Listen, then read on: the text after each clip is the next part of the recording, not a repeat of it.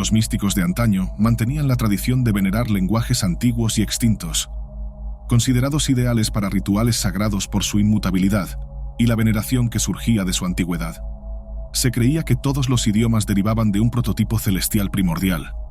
Se teorizaba que, retrocediendo lo suficiente en el tiempo, se podría encontrar el lenguaje original en su forma más pura, tan pura como fue entregada por Dios o por las deidades.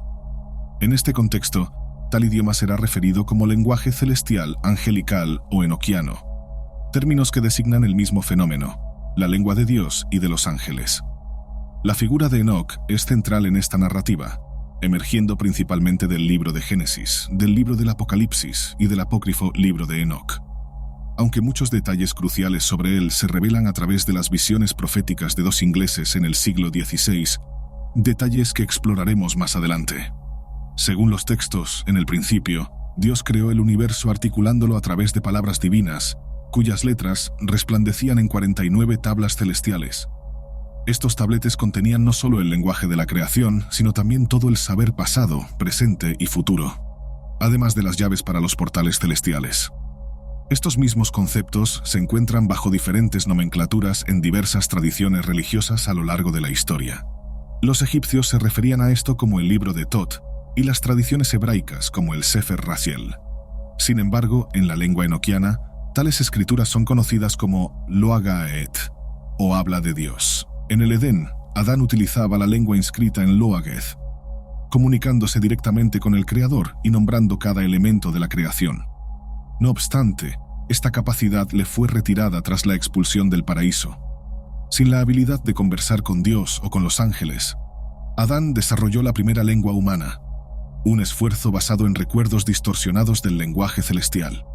Esta forma primordial del hebreo sería hoy completamente irreconocible.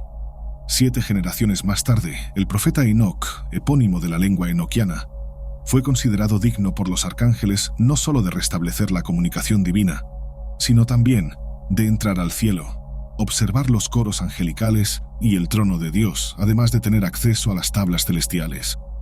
Durante su estancia celestial, Enoc transcribió 366 libros, apenas una fracción del conocimiento contenido en las tablas, con la misión de difundir esa sabiduría entre los humanos. Desafortunadamente, los esfuerzos de Enoc fueron en vano, pues sus escritos se perdieron en el diluvio que devastó el mundo. El hebreo original persistió hasta el episodio en la Torre de Babel, cuando líderes babilónicos intentaron construir una torre que tocara los cielos. Descontento con tal arrogancia, Dios confundió las lenguas de los constructores, acabando con cualquier posibilidad de comunicación entre ellos y deteniendo el proyecto. Con el tiempo, los constructores se dispersaron, fundando nuevas naciones y dando origen a las diversas familias lingüísticas modernas. El hebreo primitivo de Adán se perdió, y con él, los últimos vestigios de la primera lengua se extinguieron. 1000 años después, nuestra jornada nos lleva a la Inglaterra renacentista, más precisamente al inicio de los años 1580. John Dee era un hombre de múltiples talentos: matemático, astrólogo, tutor de griego, criptógrafo, cartógrafo, entre otros. Su ambición y genialidad lo llevaron a viajar por el continente, aprendiendo y enseñando una amplia gama de temas, desde los más exotéricos hasta los más esotéricos. Dee dominó los fundamentos de la cábala en hebreo, acumuló extenso conocimiento sobre alquimia, y en 1564 publicó el Monas Hieroglífica, un trabajo que Brian Vickers alguna vez describió como el libro más oscuro jamás publicado por un inglés.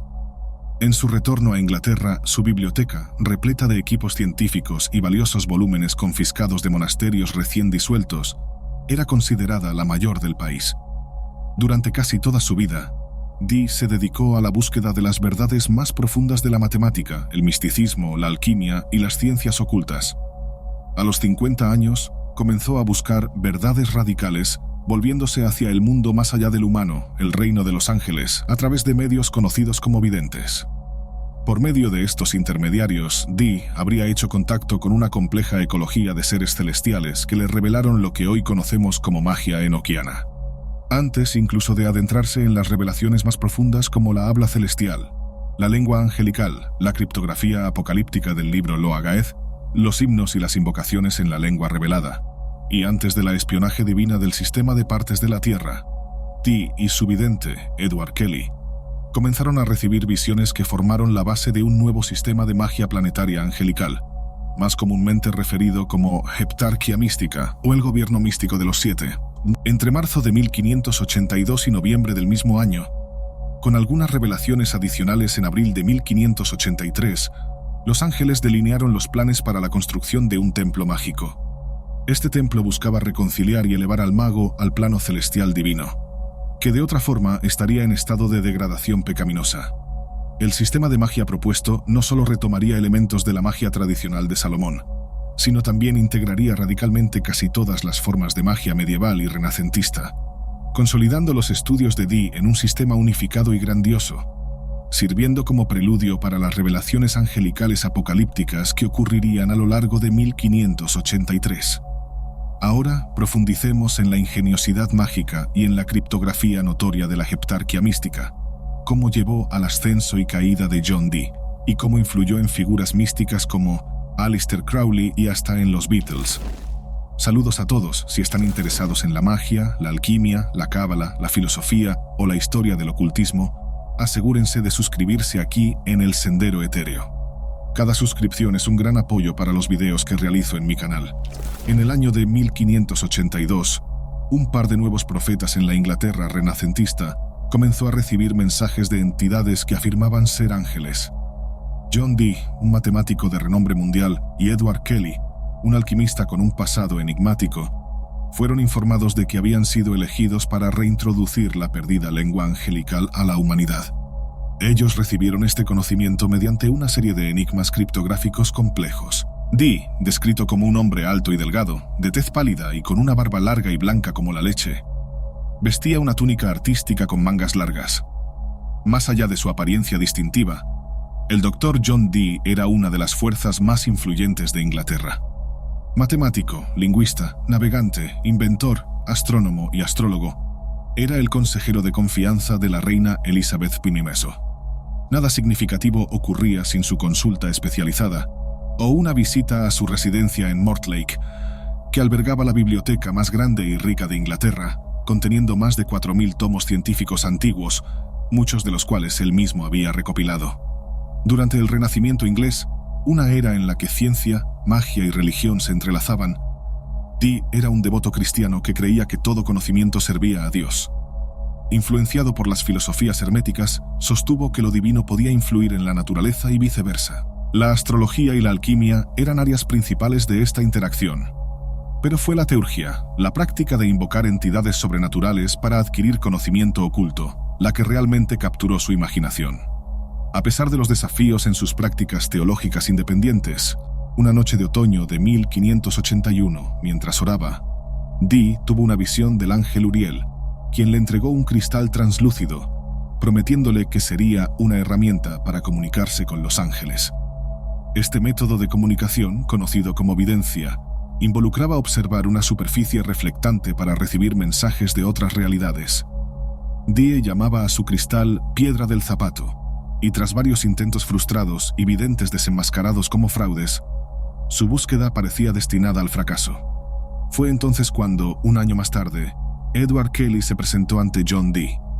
Conocido por su cabeza cubierta por un gorro para esconder la falta de orejas, una penalidad por falsificación, Kelly poseía un conocimiento profundo en alquimia y dominaba el latín y el griego. A pesar de las incertidumbres sobre su pasado e identidad verdadera, Kelly demostró una capacidad casi innata para ver, oír y conversar con ángeles, convenciendo a Dee de su autenticidad. La asociación entre Dee y Kelly, que duraría 7 años, estuvo marcada por sesiones casi diarias de videncia, realizadas con profunda reverencia cristiana, incluyendo largos periodos de oración, purificación y ayuno. Utilizando objetos sagrados como la piedra mística de Dee y un espejo de obsidiana, Kelly transmitía sus visiones, mientras Dee las registraba meticulosamente en sus diarios. En la primera de estas sesiones angelicales, Kelly hizo contacto con Anael, uno de los 7 arcángeles planetarios, quien se presentó como el gobernante sucesivo del cosmos. En las sesiones subsiguientes, Anael introdujo a la dupla a los 4 arcángeles conocidos: Uriel, Rafael, Miguel y Gabriel. Fueron estos seres celestiales, junto con otros ángeles menores bajo su mando, los que eventualmente transmitieron la lengua que hoy conocemos como enoquiana.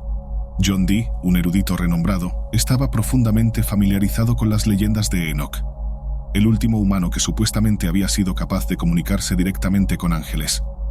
Dee ya contemplaba al profeta Enoch mucho antes de su propia visión del ángel Uriel. Enoch emergía como una figura enigmática y cautivadora para muchos eruditos contemporáneos a Dee, y las razones para tal interés son bastante significativas. En el Antiguo Testamento, Enoch es mencionado solo una vez, figurando como parte de una extensa genealogía en el libro de Génesis. Allí se revela que Enoch fue padre de Matusalén, el ser humano más longevo según la Biblia, viviendo 969 años, y bisabuelo de Noé, constructor del Arca del Gran Diluvio. Sin embargo, el fascinio por Enoch trasciende sus conexiones familiares. Se destaca como la séptima generación desde Adán, con el número 7 teniendo una connotación sagrada en las Escrituras. Además, Enoch habría vivido 365 años, número que resuena con la cantidad de días de un año solar, fortaleciendo su aura mística. Notablemente, Enoch es el único en la genealogía bíblica que no tiene una muerte registrada. Su historia en Génesis concluye con: y Enoch anduvo con Dios y no fue más visto porque Dios lo tomó para sí. Este relato es la última referencia a Enoch en el Antiguo Testamento, excepto por el libro apócrifo de Enoch. Tras ser considerado canónico por 500 años, este texto fue excluido de las escrituras oficiales por autoridades judías y católicas alrededor del año 200 después de Cristo, etiquetado como blasfemia. El libro de Enoch es una narrativa fascinante que aborda la saga de los ángeles caídos, los orígenes de los gigantes conocidos como Nefilim, y la justificación divina para el gran diluvio descrito en Génesis. Más crucialmente, ofrece el relato más detallado y antiguo sobre la vida del profeta Enoch. Durante la era medieval, la leyenda de Enoch se mantenía viva solo a través de la tradición oral en el mundo occidental, pues ninguna persona viva había leído sus escrituras. Los estudiosos y místicos de la época anhelaban incansablemente por una copia sobreviviente del libro. Sorprendentemente, tal ejemplar solo sería descubierto en Etiopía en el siglo XVIII, 200 años después de la muerte de John Dee. Con este contexto, se vuelve comprensible que, en 1583, una de las primeras y serias solicitudes hechas a los ángeles por Dee y su contemporáneo fuera justamente la búsqueda del libro de Enoch, ya que los ángeles eran reconocidos por su capacidad de encontrar y recuperar textos antiguos perdidos. Para sorpresa de Dee, los arcángeles no solo accedieron a la solicitud, sino que también la cumplieron, entregando no el capítulo apócrifo esperado, sino algo considerablemente más valioso: las tablas celestiales que Enoch había leído y copiado durante su mítica ascensión a los cielos. Los ángeles denominaban a este libro como Logeth, traducido como Habla de Dios, conteniendo los 49 discursos utilizados por Dios para crear el mundo, las entradas a los 48 portales celestiales y los destinos de todas las cosas en el universo, abarcando todas las dimensiones temporales. Para Edward Kelly, el libro se materializó como un volumen de 49 hojas, donde cada una de ellas presentaba 2 rejillas cuadradas de 49 por 49 celdas, una en cada lado de la hoja, llenas con una escritura extraterrestre. Las letras, entregadas días antes en forma de un alfabeto talismánico de 21 caracteres, estaban inscritas en lo que Kelly creía ser sangre de cordero, una referencia al libro del Apocalipsis. Recibiendo el Logeth, Dee comprendió que las tablas representaban una serie de enigmas criptográficos, ya que los ángeles no proporcionaron instrucciones inmediatas para la traducción o descifrado de las rejillas. Ellos solo afirmaron que la finalidad del libro era abrir los portales del cielo, permitiendo tanto la convocatoria de ángeles a la tierra como el acceso directo al reino celestial, tal como Enoch había hecho antaño. Los ángeles aclararon que John Dee estaba destinado a seguir los pasos de Enoch, asumiendo el rol de un nuevo profeta divino, encargado de reintroducir el perdido lenguaje de los ángeles al mundo de los hombres. Durante el periodo en que conducía sus sesiones espirituales, el Dr. John Dee también era responsable de enseñar la ciencia de la navegación a muchos de los exploradores de las expediciones de descubrimiento de Inglaterra. Motivado por una oportunidad similar y con el aval de la reina, Dee decidió dejar abruptamente su posición junto a ella para embarcarse en una jornada por Europa continental. Acompañado por Edward Kelly y sus familias, se convirtieron en nómadas por 6 años, recorriendo diversas ciudades en busca de patrocinio de reyes, emperadores y líderes eclesiásticos, al mismo tiempo que continuaban sus sesiones con los ángeles. Los diarios de Dee registran un entusiasmo creciente por parte del doctor, con Kelly inicialmente compartiendo la misma dedicación al proyecto común. Sin embargo, con el tiempo, Kelly comenzó a mostrar mayor interés por la alquimia que por la evidencia, aunque continuaban realizando sesiones diarias de escritura. Con el paso de los meses y años, Kelly empezó a manifestar frustraciones y el deseo de cesar las actividades. Pero Dee insistía en la importancia de persistir. En 1584, en la ciudad de Cracovia, bajo la corte del rey polaco Stefan Batory, Kelly recibió el segundo conjunto de textos enoquianos, conocidos como las 48 claves. Estos textos presentaban un lenguaje distinto al usado en el libro de Logaeth, sugiriendo ser quizás dos dialectos del mismo lenguaje celestial. Las 48 claves fueron esenciales para establecer la gramática y el vocabulario enoquianos, ya que vinieron acompañadas de traducciones. Las 48 claves constituyen un ejemplo clásico de literatura esotérica, aparentando ser una colección de versos poéticos arcaicos e intrincados. Para descifrar los significados ocultos de estos textos, sería necesario un entendimiento profundo de astrología, misticismo hebraico antiguo y numerología, áreas en las cuales John Dee era un experto reconocido mundialmente. No obstante, incluso él se encontraba incapaz de descifrar completamente sus significados. Los ángeles habían revelado que el verdadero propósito de las 48 claves era resolver los 49 enigmas criptográficos contenidos en el libro de Logaeth, permitiendo así que Dee y Kelly accedieran directamente a las palabras de Dios y confirmaran su destino como sucesores de Enoch. Este sistema de llave y cerradura entre los dos textos fue denominado Jebofal por los arcángeles e involucraba un ritual de 49 días, en el cual cada clave debería invocar al ángel guardián correspondiente a uno de los 49 portales celestiales, representados en las tablas mágicas en Logaeth. Este avance se revela como uno de los elementos más enigmáticos y convincentes de la autenticidad de la lengua enoquiana. Si inicialmente la transmisión del libro de Logaeth podría ser descartada como simple glosolalia o hablar en lenguas, debido a la ausencia de traducciones, el escenario se torna más complejo al analizamos cómo las 48 claves fueron recibidas en Cracovia. Este proceso involucraba la decodificación letra por letra, palabra por palabra, y de manera inversa. La precisión del método empleado puede ser verificada a través de las anotaciones detalladas y transcripciones hechas por John Dee. Por ejemplo, mientras Edward Kelly, en estado de trance, informaba que un ángel indicaba la columna 5, línea 23, Dee consultaba la cuadrícula correspondiente en el libro de Logaeth y registraba la letra encontrada en aquella posición. Tras completar la secuencia cifrada, se le instruía a revertir cada palabra, revelando así el mensaje verdadero. Desde la perspectiva de que Kelly pudiera ser un impostor, la complejidad de su tarea se destaca como notablemente desafiante. Él necesitaría memorizar las 96 rejillas del libro de Logaeth, cada una conteniendo 49 por 49 cuadrados, lo que totaliza 117.649 caracteres talismánicos. Además, sería necesario que él creara un lenguaje funcional, compusiera poesía en él y meticulosamente escribiera esos versos al revés para Dee. La pregunta que surge es ¿por qué Kelly se sometería a un esfuerzo tan extenuante si su objetivo fuera simplemente engañar a Dee? ¿Existiría un método más simple para tal engaño? El cuidado meticuloso en la entrega de las claves es evidente. No se observan errores de ortografía o de uso de palabras en las traducciones. Tras la escritura de las cifras, las traducciones al inglés eran confeccionadas en pequeñas tiras de papel que supuestamente emergían de la boca del ángel.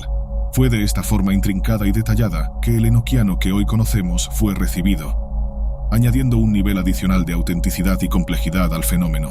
Evaluando el enoquiano como una lengua viable y funcional es un paso crucial para comprender su naturaleza y origen.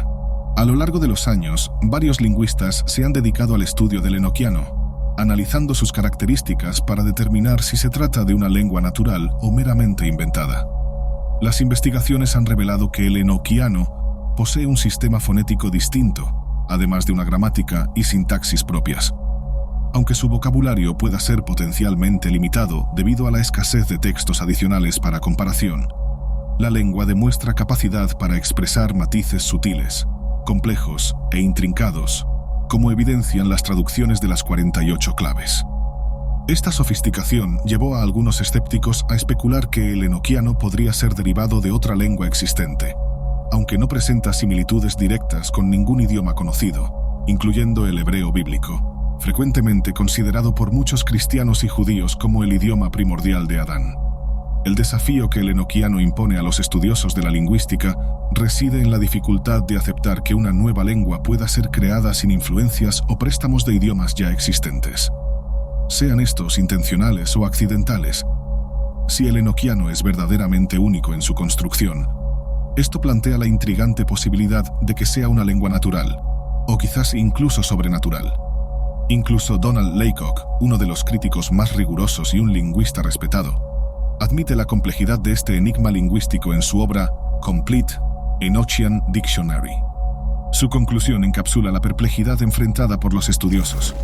Todavía no sabemos si es un idioma natural o inventado. Mientras que la complejidad del idioma enoquiano es notable, es igualmente importante examinar su sistema de escritura. El alfabeto enoquiano consiste en 21 letras, y al ser escritas, se pueden añadir marcas diacríticas, también conocidas como acentos. Solo algunas de estas letras tienen equivalentes directos en inglés, mientras que la mayoría presenta pronunciaciones únicas. Curiosamente, la escritura enoquiana se realiza de derecha a izquierda, una característica que comparte exclusivamente con el hebreo bíblico antiguo. Si Edward Kelly o John Dee se hubieran inspirado en otra fuente, es probable que los vestigios de esa influencia pudieran ser identificados en el alfabeto, que fue, de hecho, el primer conjunto de material angelical recibido por Kelly, apenas días antes del libro de Logaeth, en marzo de 1583. Interesantemente, John Dee poseía un tratado alquímico escrito por Giovanni Pantheus en 1530, que incluía una tabla titulada Alfabeto Enoquiano de los Antiguos. Dentro de este tratado se pueden encontrar diversas anotaciones hechas por Dee, y hay incluso un intento de escribir su propio nombre utilizando el alfabeto de Pantheus. Sin embargo, una inspección cuidadosa revela que no hay similitudes significativas entre este y el script angelical que Kelly recibió. Si algo se puede inferir de esto, es que el interés de Dee en la lengua enoquiana no solo era profundo, sino que también precedía con mucho los eventos ya conocidos de su carrera académica, demostrando su largo involucramiento con este enigmático campo de estudio. A pesar de la colaboración inicialmente productiva entre John Dee y Edward Kelly, la relación entre los dos ingleses comenzó a deteriorarse notablemente mientras viajaban por Europa, especialmente después de la revelación de las 48 claves. Durante este periodo, un asociado cercano observó que Dee parecía estar llevando a Kelly al límite de la cordura, insistiendo en sesiones de evidencia casi diarias. Además, Dee imponía largos periodos de ayuno y rituales de purificación antes de cada sesión, lo que potencialmente contribuyó al creciente estrés sobre Kelly. Este ambiente tenso pudo haber precipitado el infame incidente del intercambio de esposas, que eventualmente resultó en la disolución de su sociedad. En el año 1587, la ya frágil relación enfrentó un nuevo desafío cuando Kelly hizo contacto con los ángeles, quienes trajeron un pedido sorprendente y perturbador. Los ángeles exigieron que, para profundizar su sociedad filosófica, John Dee y Edward Kelly debían compartir todo lo que poseían, incluyendo sus esposas. Esta orden dejó a Dee profundamente perturbado y angustiado, así como a su esposa Jane, que fue tomada por lágrimas y temblores. Dee resistió inicialmente esta orden, pero tras días de deliberación, cuestionando a Kelly y a los propios ángeles para confirmar que no eran demonios disfrazados, finalmente se convenció de que la orden era auténtica y representaba la voluntad divina. John Dee escribió en su diario el 22 de mayo: La señora Kelly recibió el sacramento y para mí y mi esposa extendió su mano en caridad, y no nos alejamos de ella. La consecuencia del tumultuoso episodio de intercambio de esposas fue devastadora para John Dee, sumiéndolo en un profundo dolor y arrepentimiento que lo llevaron a abandonar definitivamente sus prácticas angelicales. 9 meses después del incidente, Jane Dee dio a luz a un hijo, Theodorus Trevonianus Dee. Entre los círculos más íntimos, se especulaba que Theodore podría ser hijo de Edward Kelly, pero, independientemente de su verdadera paternidad, Dee lo crió como su propio hijo, amándolo incondicionalmente. El escándalo del intercambio de esposas, sin embargo, fue guardado en secreto por John Dee por el resto de su vida. En 1589, después de estos eventos turbulentos, John Dee regresó a Inglaterra con su familia. Edward Kelly, por su parte, tomó otro camino, encontrando empleo como el principal alquimista del emperador Rodolfo II. A partir de ese momento, Dee y Kelly nunca más se reencontraron, cerrando un capítulo complejo y doloroso en sus vidas. Edward Kelly, a lo largo de los siglos, ha acumulado una reputación de fraude y charlatán, una imagen que lo convierte en el principal sospechoso cuando se cuestiona la autenticidad del enoquiano. Originalmente conocido por John Dee como Edward Talbot, no está claro si Kelly era en realidad su nombre real o un seudónimo adoptado posteriormente. Los historiadores reconocen que Kelly era bien educado. Aunque existen dificultades para confirmar exactamente dónde adquirió su educación, la pista más sólida apunta a la Universidad de Oxford, donde registros indican a un Talbot de Irlanda, graduado como bachiller en divinidad. Relatos de colegas sugieren que dejó Oxford abruptamente, perturbado mentalmente, sin que las razones para su partida hayan sido aclaradas. A primera vista, el pasado de Kelly, marcado por acusaciones de falsificación, fraude y nigromancia, esta última siendo la práctica de utilizar cuerpos muertos para adivinación, contribuye a su imagen de individuo poco confiable. Esta percepción alimenta las sospechas de muchos escépticos sobre la autenticidad del enoquiano, planteando la hipótesis de que Kelly podría haber engañado a John Dee con el objetivo de obtener ganancias financieras e influencia. Curiosamente, todas las comunicaciones angelicales fueron mediadas por Kelly.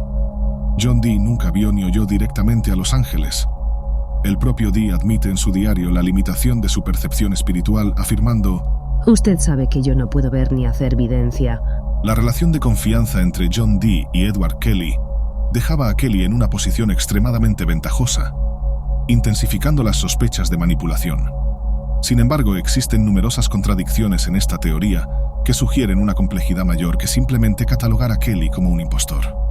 En primer lugar, era notorio entre los testigos que Kelly se mostraba un participante reacio en las largas jornadas espirituales de Dee.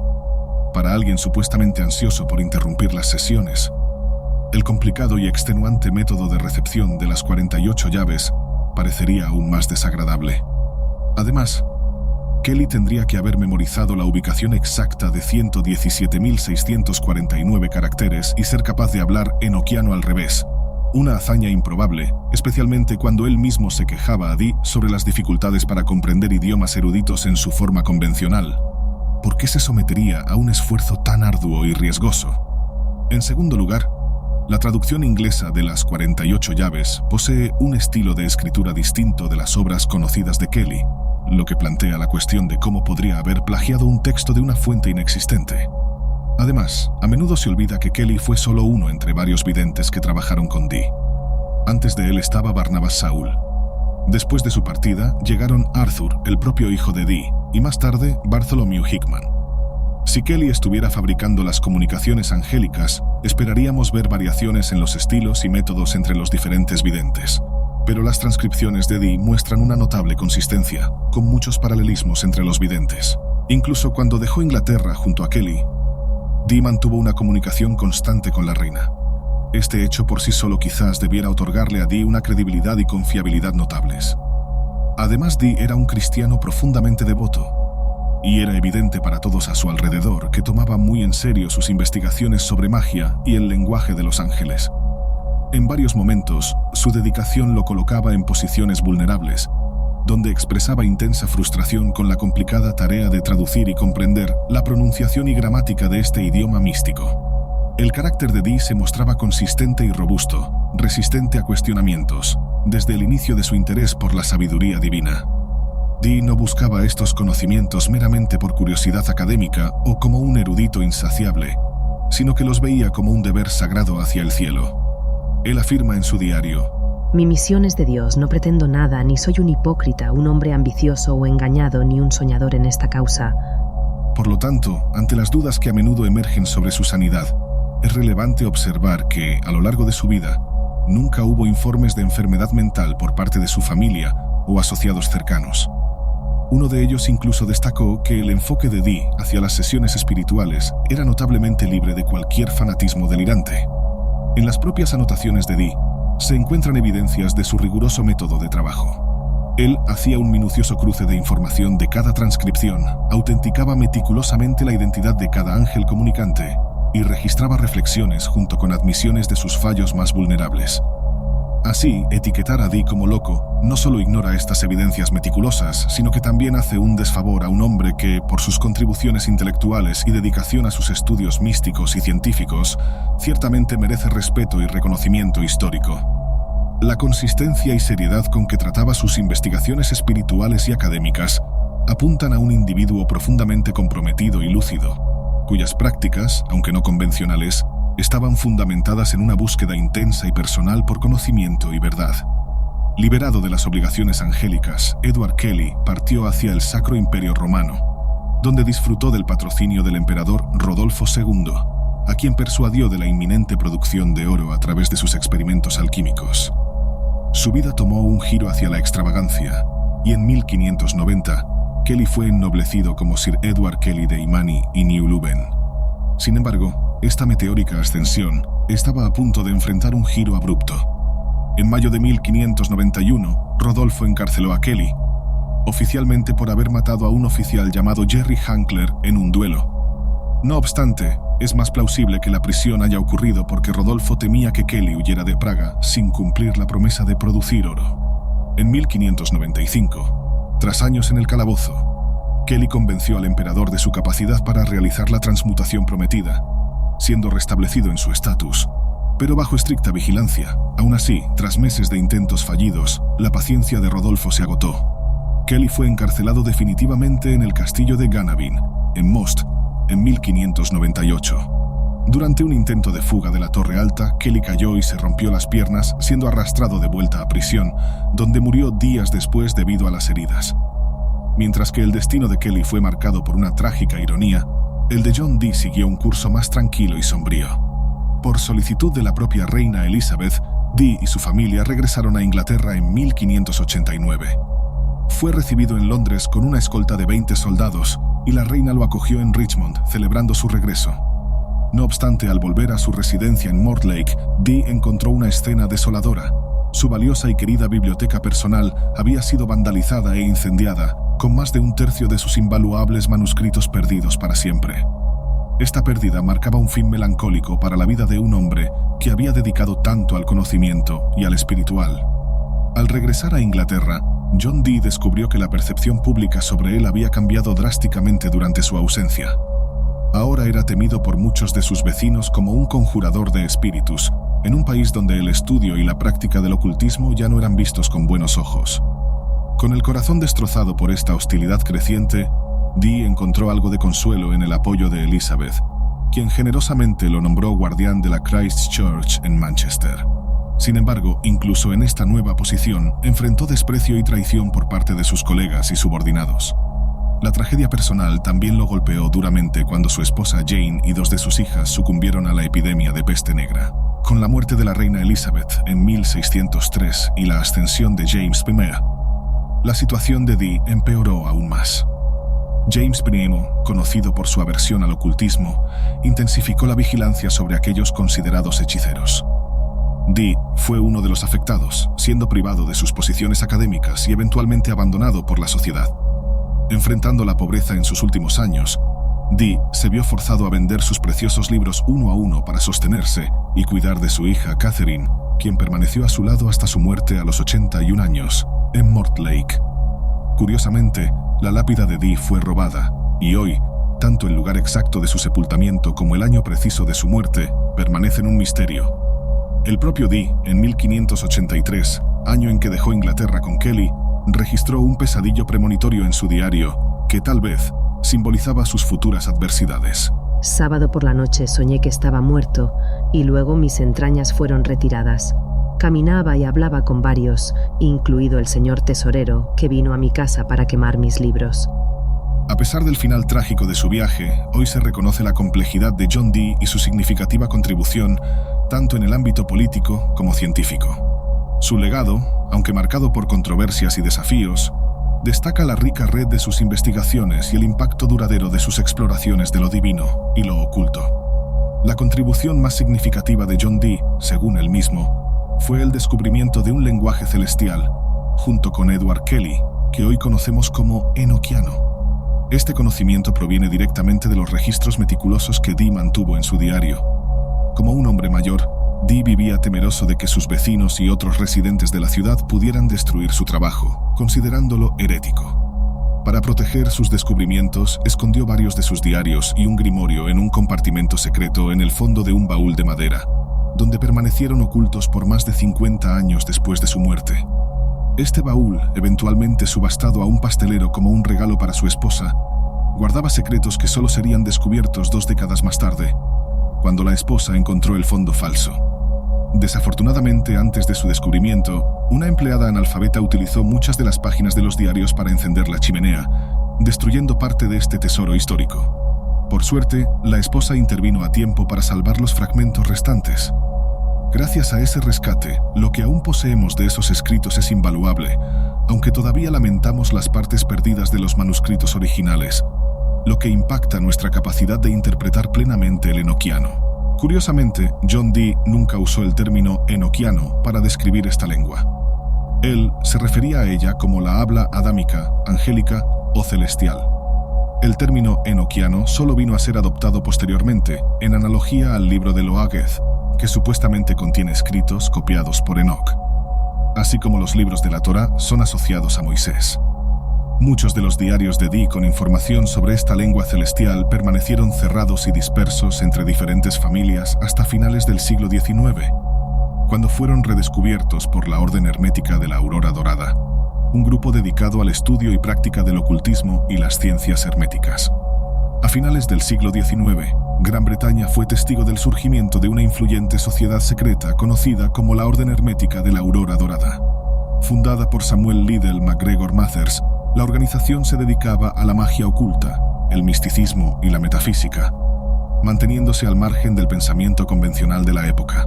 Durante los últimos años de la década de 1880, Mathers descubrió los trabajos de John Dee y Edward Kelly durante una visita al Museo Británico, donde examinaba antiguos manuscritos.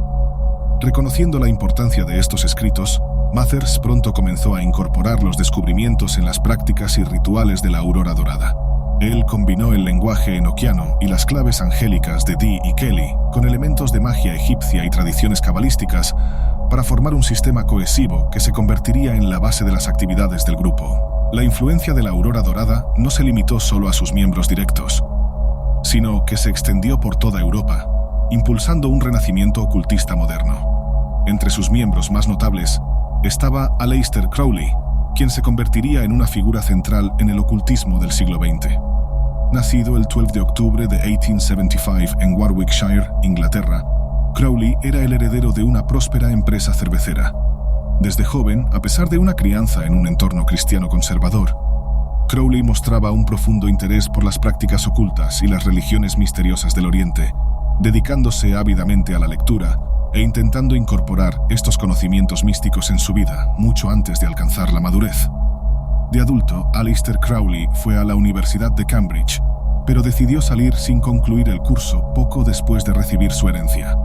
A los 23 años, ingresó a la Orden Hermética de la Aurora Dorada, donde fue introducido al trabajo de John Dee y Edward Kelly. Crowley rápidamente se destacó como un talento excepcional dentro de la Orden, ascendiendo en las filas y recibiendo instrucciones directamente de Samuel Mathers.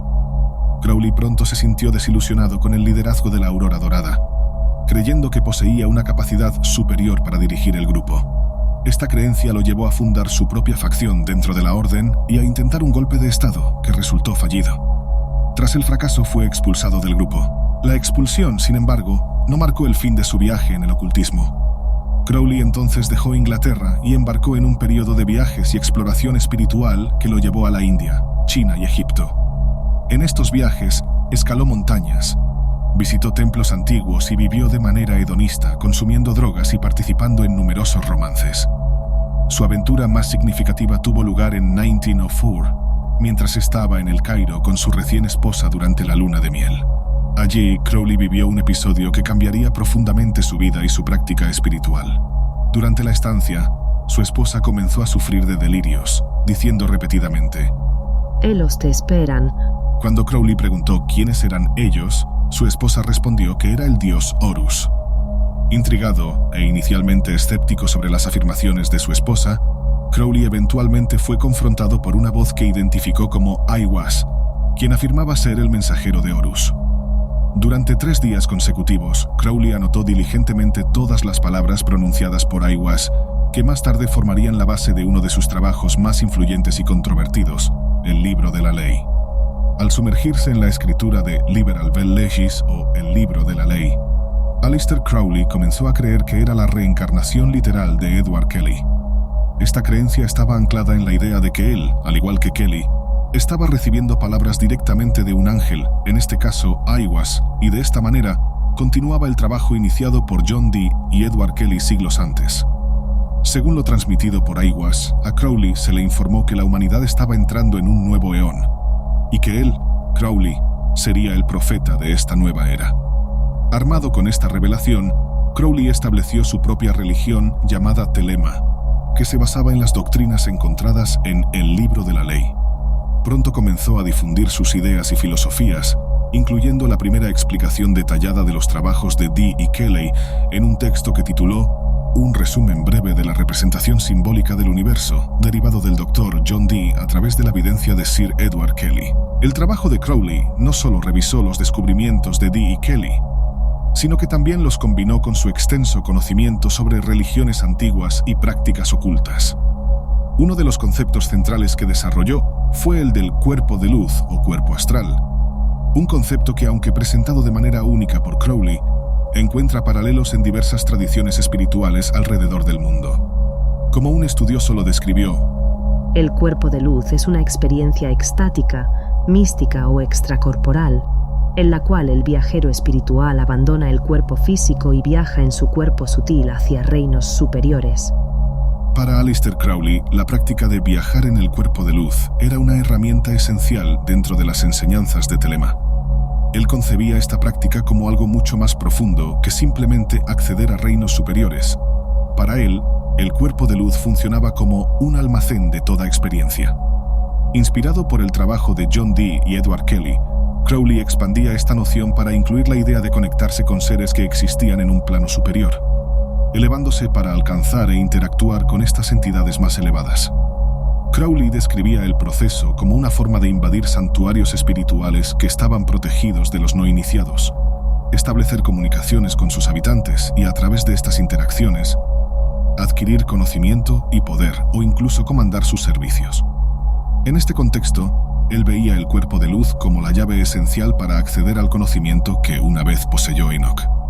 Sin embargo, Crowley no se detenía allí y llevaba aún más lejos las ideas de Dee y Kelly. Mientras que ellos sugerían que la apertura de los portales del entendimiento era un preludio para el fin de los tiempos, Crowley lo reinterpretaba de manera más simbólica y menos catastrófica. El apocalipsis es una transformación mental que ocurrirá o está ocurriendo actualmente en el inconsciente colectivo de la humanidad. Esta afirmación redirecciona la idea del apocalipsis de una destrucción física del mundo a una evolución mental. Una transformación que él creía llevaría a la humanidad a un nuevo nivel de existencia. A lo largo de los años, Crowley se dedicó a difundir estas enseñanzas a nivel mundial, con el objetivo de catalizar la transformación mental que tanto pregonaba, buscando un salto evolutivo en la conciencia humana. Aleister Crowley se convirtió, sin duda, en una de las figuras más divisivas y controvertidas del pensamiento moderno, no solo por sus doctrinas, sino también por su estilo de vida provocador. Famoso por su consumo excesivo de drogas y por la práctica de la llamada magia sexual, involucrando a un gran número de parejas, tanto hombres como mujeres, Crowley vivía de una manera que chocaba y desafiaba las normas sociales de su tiempo, recordando al comportamiento del místico ruso Rasputín. Estas actitudes y sus enseñanzas radicales llevaron a Crowley a ser duramente criticado por muchos intelectuales prominentes y demonizado por los medios de comunicación. En respuesta a las críticas y a la demonización, adoptó el título provocativo de La Bestia 666, una burla dirigida a la academia y a la alta sociedad que lo consideraba una figura diabólica. El estilo de vida extravagante de Crowley terminó por agotar su herencia sustancial. Los últimos días de su vida los pasó sin recursos financieros, viviendo en una pensión modesta, donde falleció de bronquitis crónica en 1947. A pesar de haber sido una figura odiada y marginada en vida, la influencia de Crowley y de sus enseñanzas creció significativamente después de su muerte. 20 años más tarde, durante el auge del movimiento contracultural en los Estados Unidos, muchas de las principales figuras de esa era adoptaron aspectos de Thelema y las filosofías de Crowley. Los Beatles, en particular, fueron profundamente influenciados por él. De hecho, incluso apodaron a Crowley Sargento Pepper, una referencia que influyó en el nombre de su álbum revolucionario de 1967, Sgt. Pepper's Lonely Hearts Club Band. El rostro de Crowley aparece en la portada del álbum y la referencia en la canción título. Fue hace 20 años hoy, el Sargento Pepper enseñó a la banda a tocar. Resuena con la influencia continua de Crowley, marcando los 20 años desde su muerte en 1947, y reconociendo cómo sus ideas introdujeron a los Beatles a nuevas dimensiones de pensamiento y existencia. Las enseñanzas de Aleister Crowley no solo han influido profundamente en la cultura pop y la espiritualidad, sino que también han dejado huellas significativas en el mundo científico y en diversos movimientos culturales. Personalidades influyentes en la música, como Jimmy Page de Led Zeppelin, adquirieron propiedades donde Crowley había vivido, buscando una conexión más profunda con sus energías e ideas. Simultáneamente, figuras icónicas como Mick Jagger y David Bowie exploraron las enseñanzas de Crowley, a veces juntos, lo que generó rumores y teorías sobre sus prácticas de magia sexual, un intento de alcanzar estados elevados de conciencia a través de rituales esotéricos. En los años 60, el impacto de Crowley se extendió a los nuevos movimientos religiosos, influyendo en prácticas modernas de Wicca y Tarot, e incluso proporcionando fundamentos filosóficos para L. Ron Hubbard antes de que fundara la cienciología. Este periodo se caracterizó por una intensa búsqueda de nuevas formas de espiritualidad y por una revisión de las tradiciones místicas antiguas. Además, la influencia de Crowley permeó el pensamiento científico. Timothy Leary, un psicólogo americano revolucionario de la década de 1960, se hizo famoso por su apoyo al uso de sustancias psicodélicas como herramientas para la expansión de la conciencia. Leary estudió profundamente las enseñanzas de Crowley y los incorporó en su propio trabajo, considerándolos un complemento esencial para sus teorías sobre la mente y la percepción. Crowley también tuvo seguidores notables en el campo de la ciencia, como es el caso de Jack Parsons, uno de los pioneros de la ingeniería de cohetes en los Estados Unidos y cofundador del Jet Propulsion Laboratory. Parsons practicaba la telema, la filosofía religiosa creada por Crowley, e integraba estos principios en su enfoque científico, demostrando la amplitud y la versatilidad del impacto de Crowley durante las décadas de 1930 y 1940. Mientras Crowley difundía una nueva forma de pensar, se producían cambios significativos en la ciencia, particularmente en la ciencia espacial, mostrando cómo ideas aparentemente esotéricas pueden influenciar campos de estudio altamente técnicos y basados en evidencias. Jack Parsons, a menudo llamado el padre de la ciencia de cohetes, dejó una marca indeleble en el campo de la ingeniería aeroespacial con sus innovaciones, que fueron tan significativas que, en 1972, un cráter en la Luna fue nombrado en su honor. En los 40, Parsons fue designado por Crowley como el líder de la Agape Lodge, una casa monástica donde los adeptos de la telema vivían juntos y realizaban rituales mágicos. Parsons incorporaba aspectos de esta práctica espiritual en su vida profesional, llegando al punto de recitar en lengua enoquiana el idioma de los ángeles redescubierto por Dee y Kelly durante sus experimentos con cohetes. La vida de Parsons terminó de manera trágica y prematura a los 37 años, tras una explosión en su laboratorio. La investigación oficial sugirió que la explosión fue resultado de una mezcla imprudente de productos químicos, una explicación que muchos de sus colegas cuestionaron, argumentando que Parsons era extremadamente meticuloso y cauteloso en su trabajo. Esta discrepancia levantó sospechas y especulaciones sobre la verdadera naturaleza de sus actividades en el momento del accidente. En el lugar del accidente, se encontraron documentos ocultistas alrededor del cuerpo mutilado de Parsons, elevando la posibilidad de que pudiera estar involucrado en un ritual oculto y no en un experimento científico en el momento de la explosión. Poco antes de su muerte, Parsons había escrito a Crowley, mencionando que estaba llevando a cabo experimentos que lo acercaban a algún tipo de éxito significativo. Con este éxito anticipado, Parsons escribió: Babalón está hoy encarnada en la Tierra y esperando el momento adecuado para su manifestación. ¿Es posible que Parsons estuviera intentando acceder a un nivel superior de conciencia, como enseñaba Crowley? ¿Estaba tratando de abrir los portales del entendimiento descritos por Dee y Kelly? Y de ser así, ¿qué salió mal o tal vez salió bien? Independientemente de lo que sucediera con Jack Parsons, es necesario dar un paso atrás y examinar más de cerca lo ocurrido. Recuerda que Dee y Kelly fueron informados por los ángeles que la capacidad de abrir los portales del entendimiento desencadenaría el fin de los tiempos. Aleister Crowley expandió esta idea afirmando que el fin de los tiempos sería en realidad una transformación mental, que ocurriría dentro del inconsciente colectivo de la raza humana. Piensa en hasta dónde han llevado el pensamiento y la capacidad humana figuras como los Beatles o Timothy Leary, como el nuevo movimiento religioso, que perdura hasta hoy, ha creado nuevas maneras de ver el mundo y de conectarse con sus fuerzas.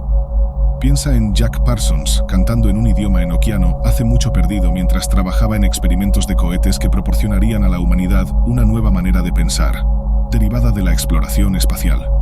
¿No está ocurriendo aquí una transformación mental, quizás la apertura de los portales del entendimiento? Y, de ser así, ¿qué podría venir a continuación? Gracias por la atención prestada hasta aquí.